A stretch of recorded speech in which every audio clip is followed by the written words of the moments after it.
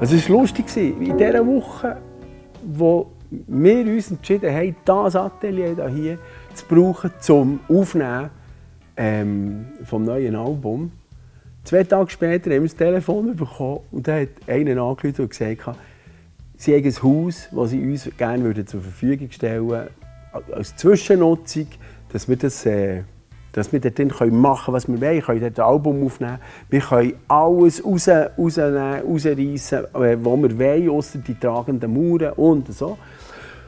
Dann sind wir das anschauen, der Krieg und ich, und wir haben gesagt, ja, Jesus Gott, das ist aber nicht zahlbar für uns. Es ist einfach so gross, oder? 3- oder 4-stöckig, ein grosser Raum im Keller.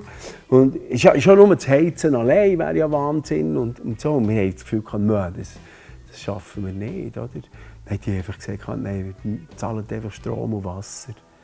Und ja, spinnen wir, oder? Das ist fast nicht geglaubt. Geh auf eine Brandy-Bar. Jetzt ist gut. Schon? Ja, es sind drei Elemente. Aber das, weißt du, ich finde jetzt zum Beispiel das Vibraphon belanglos. Gestartet hat es eigentlich unangenehm bei uns. Also, dass ich 8 Songs fortschieße und zuerst mal haben wir angefangen, irgendwo an diesen Songs zu arbeiten, die skizziert waren.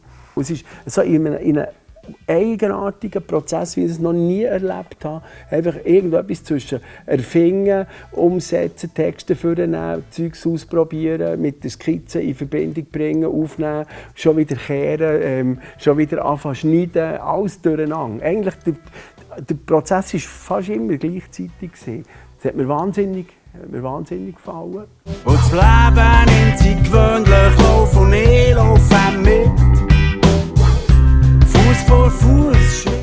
Wir haben ursprünglich sogar gemeint, wir verlegen alles zusammen dorthin. Also in allen Räumen, auch Grafik und alles rundum, Merch. Dass wir einfach quasi wie eine Homebase haben. Und dann hat man aber plötzlich gemerkt, ja, es ist dann gleich einfach, wir müssen schauen, dass wir kompakt bleiben.